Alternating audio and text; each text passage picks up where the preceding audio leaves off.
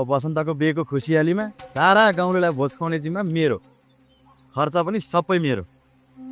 देखिस् त बसन्त, टेके कति मनकारी छ। त बेकारमा टेकेसँग दुश्मनी गर्छस्। आखिर आफ्नो दाजुभाइ भनेको आफ्नै हुन्छ। हुन्छ आफ्नो। हिजो मलाई जेल पठाएको कसले?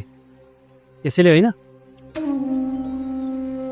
यो जस्तो मतलबी मान्छेले आफ्नो फाइदा नभई केही पनि काम गर्दैनन्।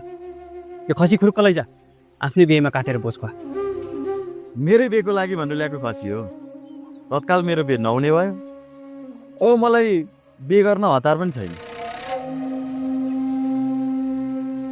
जे भए पनि त मेरो 13 दिने दाजुभाइ होस्।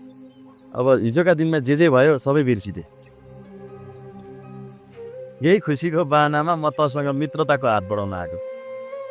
मित्रता? त्यो पनि तसँग? असम्भव।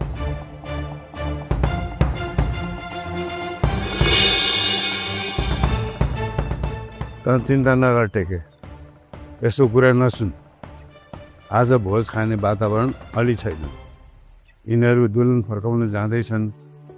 अरू कोसेली पात पनि तयार गर्नु छ। यिनीहरू उताबाट फर्केपछि खुवाउन नि, हुँदैन? भइहाल्छ। बरु यो खसी पो के गरौँ? सन्तोष, यो खसी लगेर तेरो बाख्रासँग बाँध, पछि ल्याउँला। हुन्छ।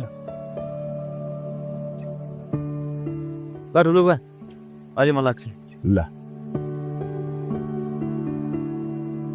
त्यो केटो रिसाएर कहाँ गयो फेरि? अरू कोसेली पात पनि तयार गर्नुपर्ने। आउनुहुन्छ होला, बरु म नुहाएर आउँछु।